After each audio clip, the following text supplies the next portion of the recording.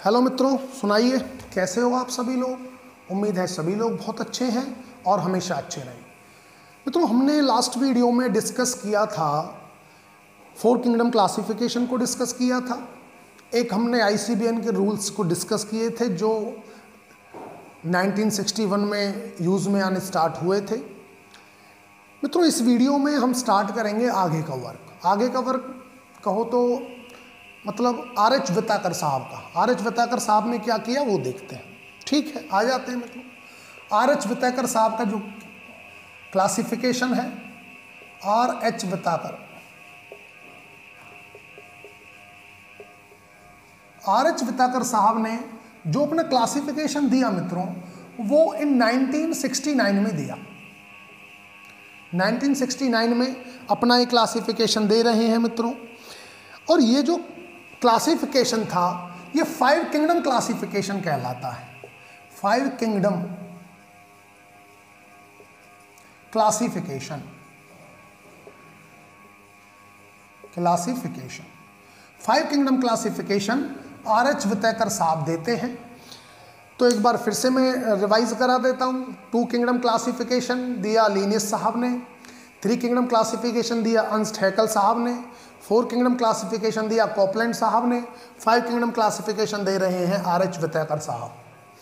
अब मित्रों, इन्होंने जब ऑर्गेनिजम्स को क्लासीफाई किया किंगडम्स के अंदर, 5 किंगडम में किया ऑल ऑर्गेनिजम्स को। कुछ ऑर्गेनिजम्स नहीं बोलेंगे बल्कि हम कुछ देखेंगे कुछ चीज़ें कि इन्होंने कुछ छोड़ दिया था।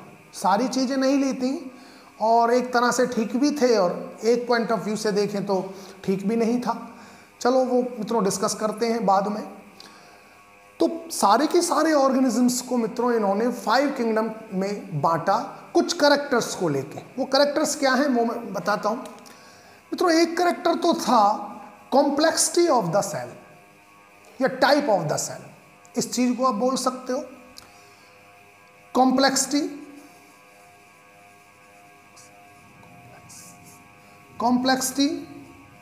या टाइप ऑफ सेल। ये ज़्यादा बेटर रहेगा मित्रों मेरे हिसाब से। Type of cell.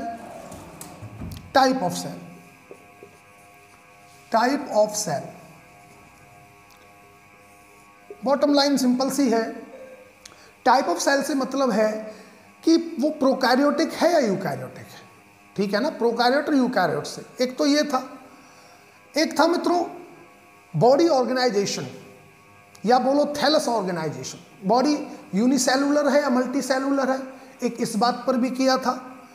मैं बॉडी ऑर्गेनाइजेशन लिख देता हूं, वो ज़्यादा बेटर है। Organisation, body organisation.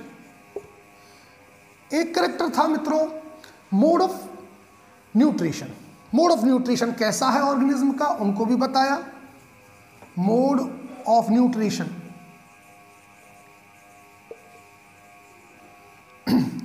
एक मित्रों इन्होंने फाइलोजेनेटिक जो है ये कैरेक्टर भी रखा। इन्होंने फाइलोजेनिक को भी शो किया मित्रों। फाइलोजेनिक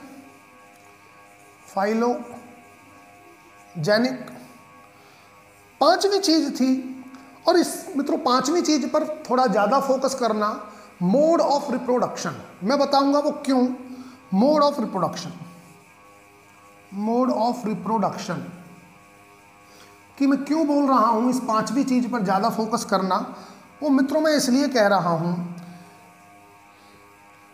जब आप +1 की एनसीईआरटी की बुक पढ़ोगे ना, तो वहां पर एक चार्ट दे रखा है कैरेक्टर्स का जो आर.एच. विताकर साहब ने लिए थे to classify organisms into different kingdoms. ठीक है, तो जब उस चार्ट में देखोगे तो उस चार्ट में आपको रिप्रोडक्शन कहीं मिलेगा ही नहीं। रिप्रोडक्शन वहां विताकर साहब ने उस चार्ट में नहीं दे रखा एनसीईआरटी की बुक में। बट जब आप उसके नीचे वाले पहरे को पढ़ोगे, जो पहरा दे रखा है, लिखा हुआ है, उसमें रिप्रोडक्शन शो कर रखा है।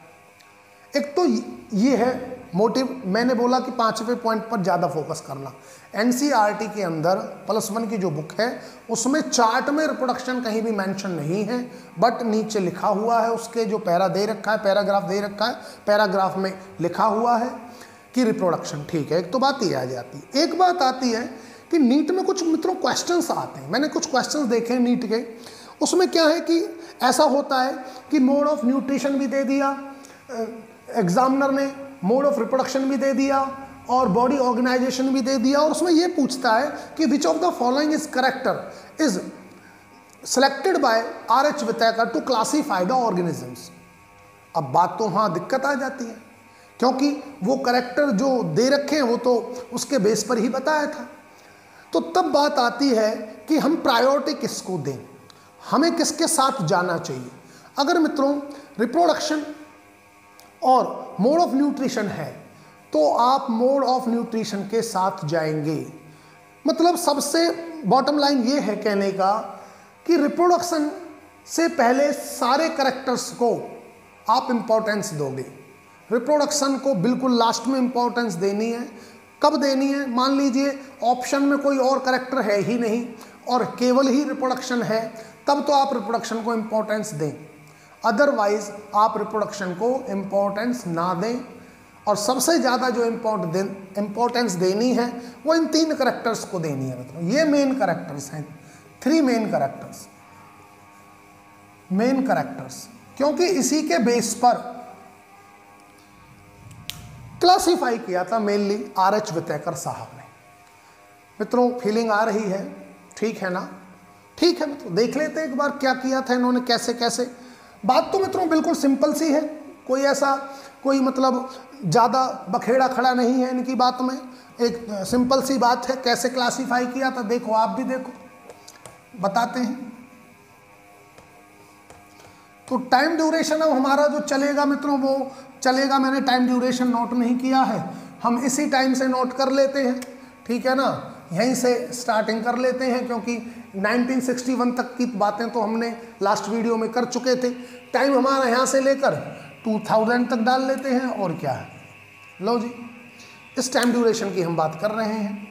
ठीक है, स्टार्टिंग हो गया RH वितैकर साहब के साथ जो 5 किंगडम क्लासिफिकेशन देते हैं। और 5 किंगडम क्लासिफिकेशन में मित्रों कैसे देते हैं? पहली चीज टाइप ऑफ द सेल या सेल कॉम्प्लेक्सिटी को लेकर बात की इन्होंने। मैं लिख देता हूं, पहला character type of cell. Type of cell, type of cell, type of cell में मित्रों इन्होंने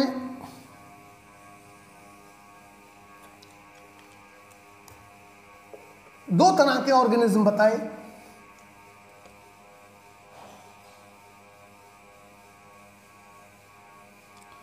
कि एक तो वो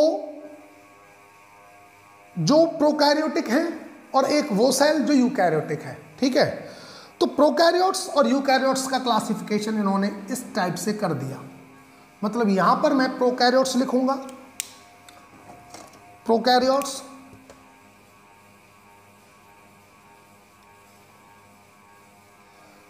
और इससे अबव जो आएंगे वो सारे के सारे यूकैरियोट्स होंगे। एक तो इस बेस पर किया यूकैरियोट्स।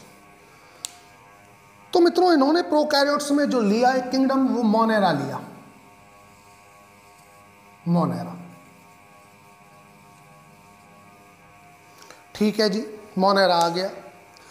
मोनेरा के अंदर मित्रों सारे के सारे प्रोकैरियोट्स को रख दिया वितैकर साहब ने।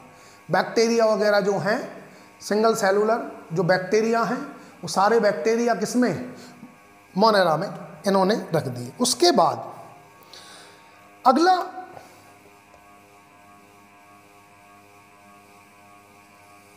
प्रोटिस्टा। प्रोटिस्टा के अंदर मित्रों इन्होंने सिंगल सेल्ड यूकैरियोट्स को रखा। ये भी सिंगल सेल्ड है, ये भी सिंगल सेल्ड है।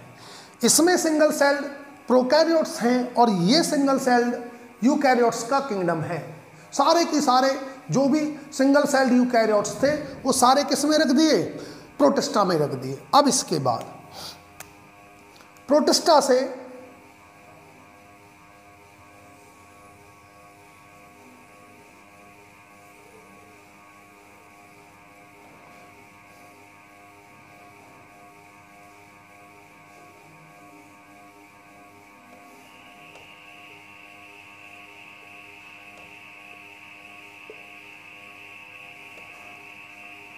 मित्रों साइज का कोई इशू नहीं है, कभी साइज का कोई इशू बना लो कि सर ये बड़ा बना दिया छोटा बना दिया, साइज को लेकर कोई इशू नहीं है।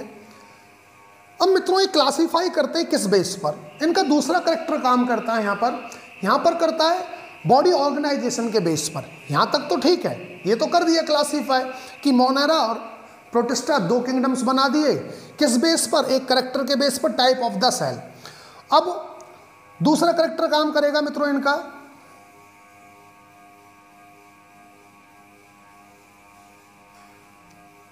ठीक है ना, ये लाइन ऐसा नहीं है कि प्रोटिस्टा ऊपर चला जाएगा मित्रों, वो आप थोड़ा फीलिंग लेना, ये लाइन से नीचे ही रहेगा प्रोटिस्टा। लो जी मैं मिटा देता हूँ थोड़ा सा ना, जो फीलिंग और ठीक आए आपको कि प्रोटिस्टा लाइन से नीचे ही रहेगा मित्रों।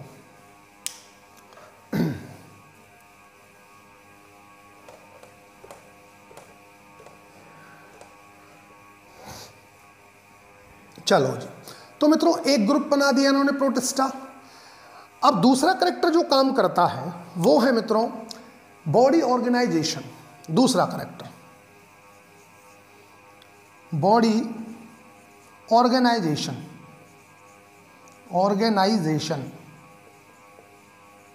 बॉडी ऑर्गेनाइजेशन में इन्होंने दो ग्रुप बनाए, एक तो यूनिसेलुलर और एक मल्टीसेलुलर।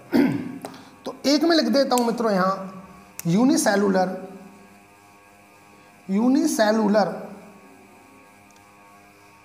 और एक हो गया मल्टीसेलुलर। ठीक है, अच्छा अब ये बताइए यूनिसेलुलर मल्टीसेलुलर मैंने लिखा है, यूनिसेलुलर क्या प्रोकैरियोट्स या यूकैरियोट्स? यूनिसेलुलर यूकैरियोट्स लिख सकते हैं, यूनिसेलुलर यूकैरियोट्स और मल्टीसेलुलर यूकैरियोट्स।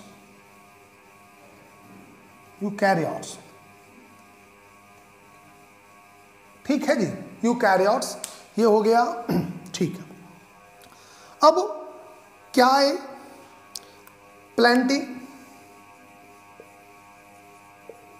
एक किंगडम इन्होंने मित्रों प्लेंटी बनाया, एक किंगडम इन्होंने फंजाई बनाया और एक किंगडम मित्रों इन्होंने एनिमेलिया बनाया।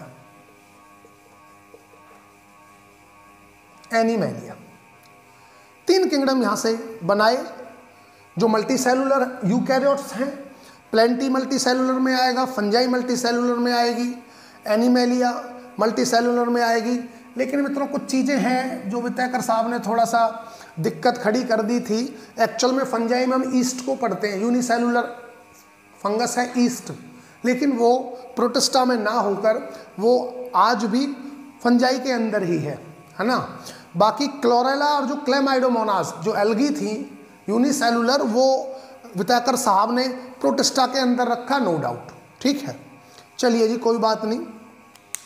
तो मित्रों ये हो जाता है, मैं थोड़ा सा इसको भी ना थोड़ा बड़ा कर लेता हूँ, नहीं तो आप कुछ और ही फील कर जाओगे मित्रों, आप समझोगे ये ग्रुप छोटा होता है, क्योंकि आप कुछ भी फील कर जाते हो ना, तो इसलिए बात को थोड़ा सा ठीक रखा जाए। दो करेक्टर्स की बात कर चुके हैं मित्रों यहां तक हम। एक करेक्टर इसके साथ साथ चलेगा मित्रों, ये फाइलोजेनिक रिलेशन भी दिखा रहे हैं वितैकर साहब। वो कैसे फाइलोजेनिक चलेगा, इसको मैं थोड़ा रफ कर लेता हूं।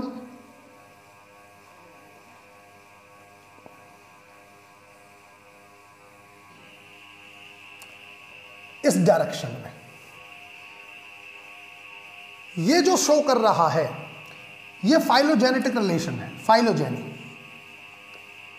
फाइलो मैं लिख देता हूं, फाइलोजेनी को ये शो कर रहा है, मतलब फाइलोजेनेटिक रिलेशन दिखा रहा है ये कि मोस्ट प्रिमिटिव मोनेरा, उससे एडवांस प्रोटिस्टा, उसके बाद फिर ये एडवांस हो जाते हैं। फाइलोजेनी वाला करेक्टर यहाँ पे चल रहा है। एक करेक्टर मित्रों ये लेते हैं तो तीसरा करेक्टर तो मित्रों ये हो जाएगा फाइलोजेनी। ठीक है, एक चौथा करेक्टर हो जाता है मित्रों mode of nutrition. Mode of nutrition ले लेते हैं। मैं थोड़ा सा चौथा करेक्टर मित्रों यहां से लिखना स्टार्ट करता हूं। ये चौथा करेक्टर होगा mode of nutrition. Mode of nutrition, mode of nutrition में मित्रों हम देखेंगे जो ये वाला है, ये ऑटोट्रॉफी को शो करेगा। ऑटोट्रॉफी, ऑटोट्रॉफी बोले तो फोटोसिंथेसिस करेंगे, फोटोसिंथेसिस। और फोटोसिंथेसिस जो करेगा मित्रों, केवल ये ही नहीं, हम देखेंगे प्रोटिस्टा में भी हैं और हम देखेंगे मोनेरा में भी कुछ मेंबर हैं जो फोटोसिंथेसिस करते हैं, ऑटोट्रॉफी को शो करते हैं। तो मैं इसका एरो मित्रों ऐसे लगा सकता हूं, लो जी, मोनेरा, प्रोटिस्टा, प्लेंटी है जिनके अंदर ऑटोट्रॉफी, फोटोसिंथेसिस जो ऑटोट्रॉफी को शो करते हैं। मोड ऑफ न्यूट्रिशन, इनमें ये ऐसा है जो कॉमन है। ये तीनों हम देखेंगे तीनों किंगडम के अंदर है, मोनेरा के अंदर भी पाया जाएगा, प्रोटिस्टा के अंदर भी पाया जाएगा, प्लेंटी के अंदर भी पाया जाएगा। क्या? ऑटोट्रॉफी बोले तो फोटोसिंथेसिस। मामला यहां तक क्लियर है मित्रों। अगला ये मित्रों हेटरोट्रॉफी को शो करता है। फंजाई भी करेगी, प्रोटिस्टा भी करेगा, मोनेरा भी करेगा। हेटरोट्रॉफी, हेटरोट्रॉफी भी शो करेंगे मित्रों।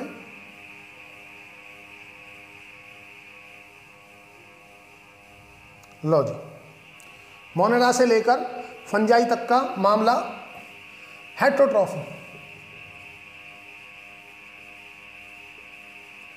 हेटरोट्रॉफी, लेकिन हेटरोट्रॉफी में ये होलोजोइक नहीं होंगे। इनका जो न्यूट्रिशन है मित्रों वो होलोफाइटिक होगा। होलोफाइटिक, जो फोटोसिंथेसिस कर रहे हैं होलोफाइटिक कहलाएगा। मैं और थोड़ा शो कर देता हूं, होलोफाइटिक, होलोफाइटिक, होलोफाइटिक।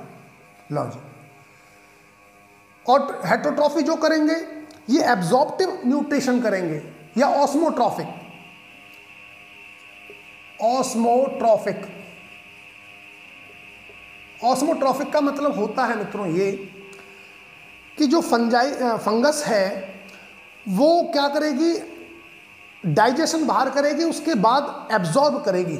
जब डाइजेशन हो जाएगा फूड का तो आफ्टर डाइजेशन वो उस मटेरियल को, जो न्यूट्रिएंट्स हैं उनको एब्जॉर्ब करेगी अपनी बॉडी में। एब्जॉर्प्टिव टाइप ऑफ न्यूट्रिशन होता है फंगस के अंदर। प्रोटिस्टा में भी दिखाएंगे, कुछ मेंबर्स हम देखेंगे, मोनेरा में। ठीक है जी, हम मित्रों इसमें आ गए। अब एक बात और बताइए, अगर ये ऑटोट्रॉफी शो कर रहे हैं तो मैं इनको प्रोड्यूसर्स बोल सकता हूं? आई थिंक बोल सकता हूं ना, प्रोड्यूसर्स। तो मित्रों ये क्या दिखाता है, प्रोड्यूसर है क्या, कंज्यूमर है, और कौन से डिकम्पोजर हैं, ये दिखाता है इकोलॉजिकल रोल को। तो इकोलॉजिकल रोल अगर मुझे दिखाना हो, इकोलॉजिकल रोल शो करना हो इनका, इकोलॉजिकल रोल, तो ये शो करते हैं। तो ये तो हो गए मित्रों क्या, प्रोड्यूसर्स। ये प्रोड्यूसर्स हो जाएंगे। आ रही है बात समझ में? और मित्रों ये क्या हो जाएंगे, ये हैं डिकम्पोजर्स।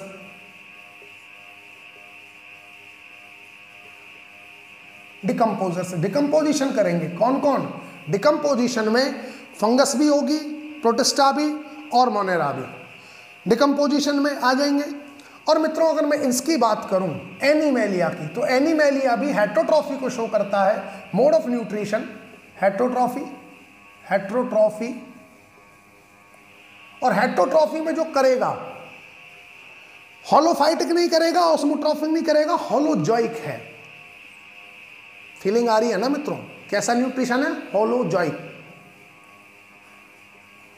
होलोजॉइक। होलोजॉइक का मतलब है कि सॉलिड फूड को अपनी बॉडी में इंजेस्ट करेगा। जब बॉडी के अंदर चला जाएगा तो इनसाइड बॉडी वहां पर डाइजेशन होगा, ना कि आउटसाइड, जैसे फंगस कर रही थी, या ये वाला जो कर रहा है फंगस के अंदर। जैसे फंगस का एग्जांपल लेते हैं, फंगस क्या कर रही थी? फंगस बॉडी से बाहर अपना कर रही है न्यूट्रिशन, डाइजेशन कर रही है बॉडी से बाहर, उसके बाद एब्जॉर्ब कर रही है मटेरियल को। बट होलोजॉइक में ऐसा नहीं होता।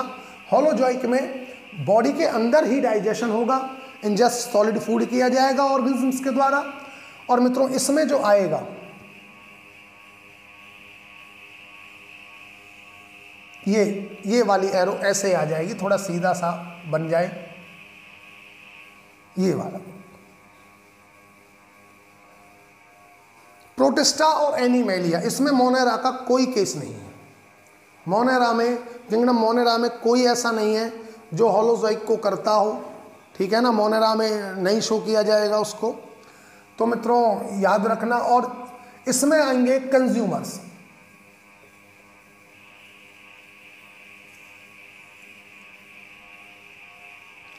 तो मित्रों ये 5 किंगडम थे जो विताकर साहब ने बताए। पहला किंगडम, दूसरा किंगडम, तीसरा किंगडम, चौथा किंगडम, पांचवा kingdom. All organisms are classified into 5 kingdoms. Type of cell के बेस पर दो किंगडम बना दिए, एक तो प्रोकैरियोट, एक यूकैरियोट, बट दोनों ही यूनिसेलुलर हैं। एक यूनिसेलुलर प्रोकैरियोट्स में आएगा, एक यूनिसेलुलर यूकैरियोट्स में आएगा, ठीक है। बॉडी ऑर्गेनाइजेशन मतलब जो दूसरा करैक्टर है वो बॉडी ऑर्गेनाइजेशन का बेस है, ठीक है ना। तो मित्रों टाइप ऑफ सेल, ठीक है, हो गए प्रोकैरियोट यूकैरियोट दो। बॉडी ऑर्गेनाइजेशन के बेस पर फिर दो तरह की बातें आ जाती हैं, एक यूनिसेलुलर, एक मल्टीसेलुलर यूकैरियोट्स, ये कर दिए। ये 5 किंगडम हैं मित्रों जो विताकर साहब ने बताए थे। आपके माइंड में रखने 5 कैरेक्टर्स की, 5 कैरेक्टर्स ऐसे थे जो विताकर साहब ले रहे थे, लेकिन उनमें भी सबसे ज़्यादा इम्पोर्टेंस किसको देनी है? उसमें सबसे ज़्यादा इम्पोर्टेंस देनी है मित्रों, एक तो देनी है सेल टाइप को, एक बॉडी ऑर्गेनाइजेशन, और एक है मोड ऑफ रिप्रोडक्शन, वो mode of nutrition, mode of nutrition. Reproduction की जो इंपॉर्टेंस है वो सबसे पीछे चली जाती है क्वेश्चन में, उसको इंपॉर्टेंस सबसे पीछे देनी है ऑप्शन में, इनमें से देनी है सबसे आपको पहले। तो मित्रों इस तरह से किया क्लासीफाई विताकर साहब ने सारे ऑर्गेनिजम्स को। बट अब यहाँ क्या छूट गया उनसे? बात ये आती है कि छोड़ क्या दिया। मित्रों इन्होंने इस क्लासिफिकेशन में ना वायरस को कहीं जगह दी, ना वायरॉइड को दी, ना प्रियॉन्स को दी। इन्होंने वायरस, वायरॉइड, प्रियॉन्स को कोई जगह नहीं दी, ठीक है ना।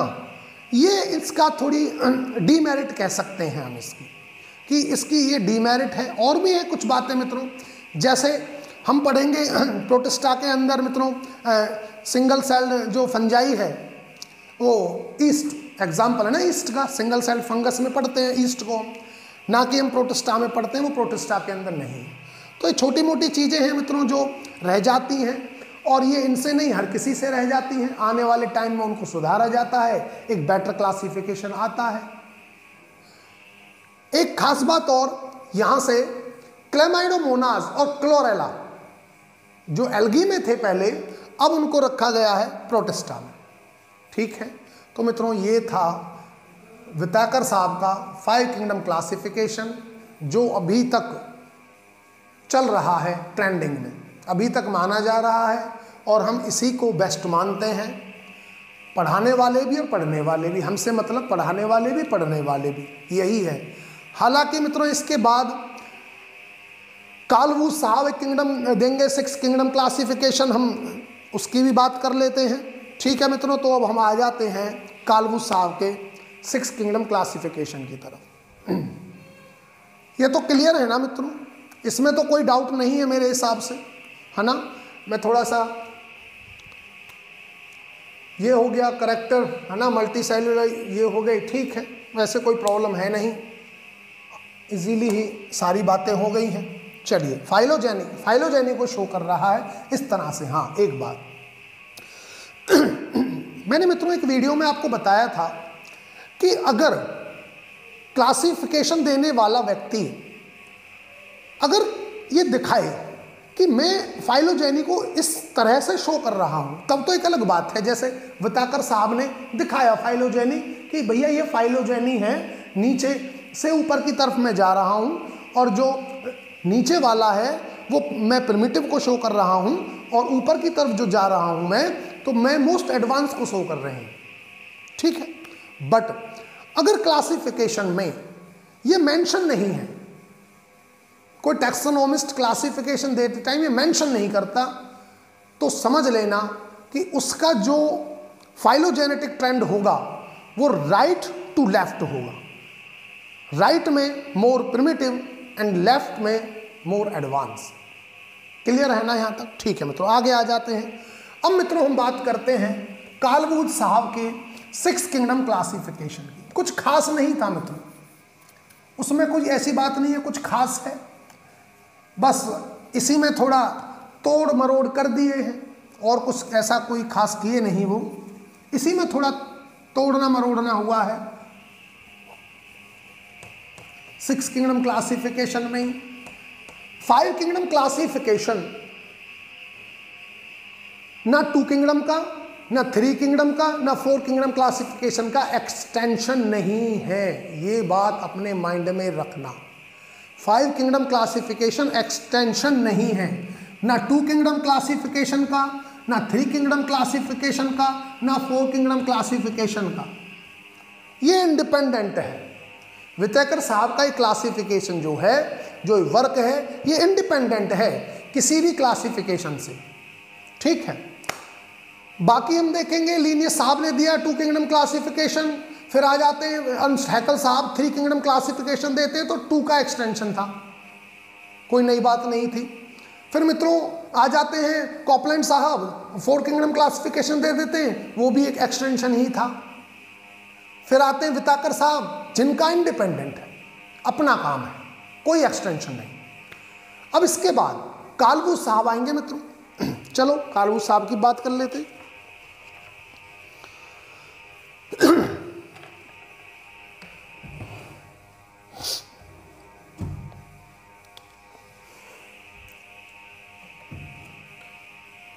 कार्ल वुड साहब मित्रों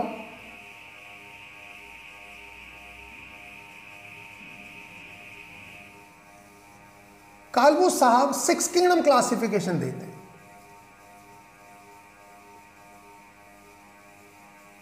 6 किंगडम क्लासिफिकेशन। अब वो करते क्या हैं, जो किंगडम था विटाकर साहब का मोनेरा, भाई मोनेरा किंगडम था, मोनेरा किंगडम में क्या रखा था, इन्होंने बैक्टीरिया को रखा था। कार्ल वुड साहब इसमें छेड़खानी करते हैं और यहां से किंगडम बनाते हैं 2। एक किंगडम बनाएंगे वो आर्चिया या आर्ची बैक्टीरिया। आर्चिया तो डोमेन होगा, मैं बताऊंगा डोमेन भी क्या है, अभी करता हूं, पहले समझ लीजिए एक बार। यहां से वो 2 किंगडम बनाने की कोशिश करते हैं, एक तो आर्ची बैक्टीरिया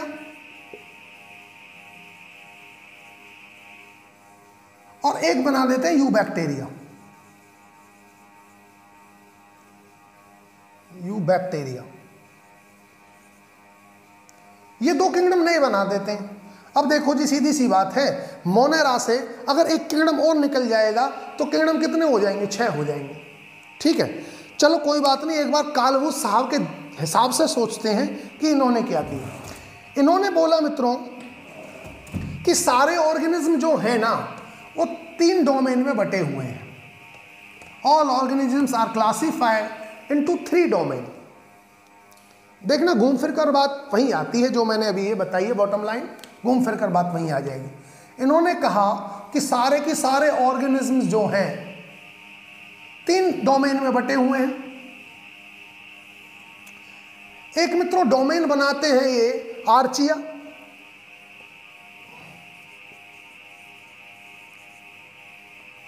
एक बनाते हैं बैक्टीरिया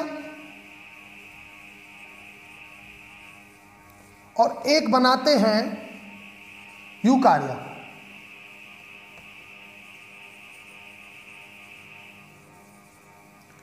क्या बनाए, आर्चिया, बैक्टीरिया, यूकारिया, ये डोमेन है, याद रखना। एक डोमेन ये है दूसरा डोमेन ये है, तीसरा डोमेन ये है, डोमेन है। आर्चिया डोमेन के अंदर किंगडम आएगा, एक किंगडम आएगा और वो किंगडम होगा किंगडम आर्चीबैक्टीरिया, किंगडम आर्चीबैक्टीरिया,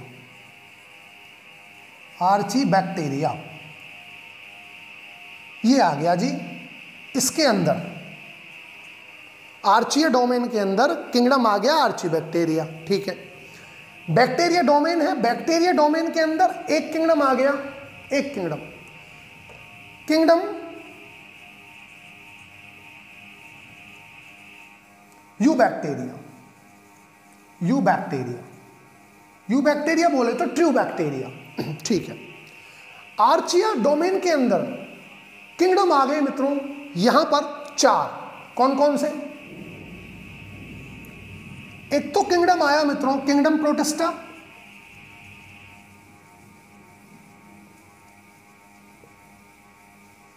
प्रोटिस्टा। एक किंगडम आया मित्रों फंगस, किंगडम फंजाई। एक किंगडम आता है मित्रों इसमें प्लेंटी, और एक किंगडम आ जाता है मित्रों इसमें एनिमेलिया, एनिमेलिया। अब देखिए, एक किंगडम प्रोटिस्टा, एक किंगडम फंजाई, एक किंगडम प्लेंटी, एक किंगडम एनिमेलिया। किए कुछ नहीं, किया सिर्फ इतना, मोनेरा को पकड़ा और मोनेरा को 2 में बांट दिया। मोटे मोटे तौर पे बता रहा हूं, बॉटम लाइन वाली बात। एक बना दिया आर्चीबैक्टीरिया किंगडम और आर्चीबैक्टीरिया, और एक बना दिया मित्रों यूबैक्टीरिया। थोड़ा अच्छी फीलिंग आए लोगों को, इसलिए इन्होंने इस तरह का किया जी। मैं तो बांट रहा हूं सारे ऑर्गेनिजम्स को 3 डोमेन में, आर्चिया, बैक्टीरिया, यूकारिया। आर्चिया के अंदर एक किंगडम आएगा आर्चीबैक्टीरिया, बैक्टीरिया के अंदर किंगडम आएगा यूबैक्टीरिया। जबकि किंगडम मोनेरा था विटेकर साहब के क्लासिफिकेशन में, ध्यान रखना मित्रों। वहां मोनेरा के अंदर बैक्टीरिया एक किंगडम हुआ कर, वो जो मोनेरा है, मोनेरा एक किंगडम है। जिस किंगडम के अंदर बैक्टीरिया आता है, जिस किंगडम के अंदर बैक्टीरिया आता है, मतलब मैं ये कहूंगा कि जी मोनेरा जो है, मोनेरा के अंदर बैक्टीरिया आएंगे, बैक्टीरिया में भी यू बैक्टीरिया आएगा। बैक्टीरिया भी 2 तरह के, आर्ची बैक्टीरिया और यू बैक्टीरिया मोनेरा के अंदर, ठीक है। लेकिन यहां बैक्टीरिया एक डोमेन है, मतलब किंगडम से भी बड़ा बनाया कार्लवुस साहब ने, किंगडम से भी बड़ी चीज बनाई बैक्टीरिया को, डोमेन, और उस डोमेन के अंदर उस डोमेन का नाम दिया बैक्टीरिया, और उस बैक्टीरिया के अंदर रखा फिर किंगडम यूबैक्टीरिया। ये छोटी मोटी बातें मित्रों, कई बार पूछ लिया जाता है क्वेश्चन में कि कार्लवुस साहब के हिसाब से बैक्टीरिया क्या है, ठीक है ना, और या फिर विटाकर साहब के हिसाब से बैक्टीरिया किंगडम से अपर है या लोअर है, ये पूछ लिया जाएगा। पूछ लिया जाता है तो वहाँ पर कंफ्यूज होने की जरूरत नहीं है, ये हो जाएगा। तो मित्रों ये तो थी बातें क्लासिफिकेशन तक की। तो क्लासिफिकेशन तो मित्रों हम कर चुके हैं, नो डाउट। क्लासिफिकेशन मैंने सारे आपको बता दिए, जब जब जिस जिस व्यक्ति ने अपना काम किया मैंने वो सब कुछ आपको बता दिया है। अब कुछ बातें थोड़ी बहुत रह जाती हैं डाइवर्सिटी के अंदर, वो मित्रों बातें हम करते हैं नेक्स्ट लेक्चर से। जैसे हम देख लेंगे जी बायोलॉजिकल क्लासिफिकेशन कितने तरह की होती हैं, एक टैक्सोनॉमिक कैटेगरीज को देखेंगे, टैक्सॉन्स को देखेंगे हम, है ना, और स्पीसीज कंसेप्ट के बारे में देखेंगे। छोटी मोटी बातें और रह जाती हैं। फिर हम इस बात को भी देखेंगे कि जो टैक्सोनॉमी में हम टैक्सोनॉमिक स्टडी कर रहे हैं, टैक्सोनॉमी का मतलब आइडेंटिफिकेशन, नॉमेनक्लेचर, क्लासिफिकेशन, वो एक्चुअल में है क्या, क्या है, आइडेंटिफिकेशन किसका कर रहे हैं हम, नॉमेनक्लेचर कैसे करना है, क्लासिफिकेशन कैसे करना है, और जब क्लासिफिकेशन भी हो जाए तो फिर उनके बीच में फाइलोजेनेटिक रिलेशनशिप को कैसे स्टैब्लिश करना है। तो वो सारी चीज़ें मित्रों बनाते हैं, नेक्स्ट वीडियो में डालते हैं। आप यहाँ तक कर लें अच्छी तरह से, ठीक है ना।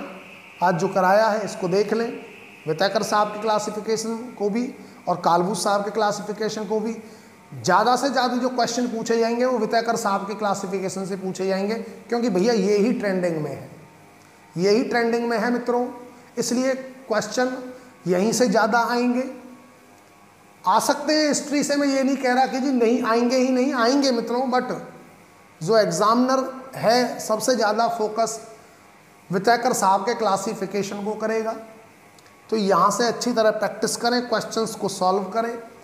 क्वेश्चन जितने मैक्सिमम सॉल्व करोगे आप, उतने आपके डाउट्स क्लियर होते चले जाएंगे, कोई डाउट बचेगा ही नहीं। लेकिन कब? जितने मैक्सिमम से मैक्सिमम आप क्वेश्चन को सॉल्व करते हैं।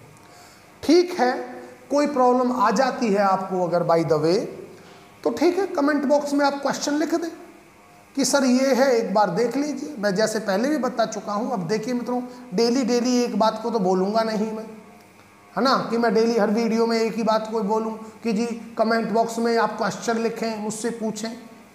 तो मित्रों ऐसा करें आप, ठीक है? ठीक है मित्रों, तब तक के लिए thank you so much. Okay, bye मित्रों।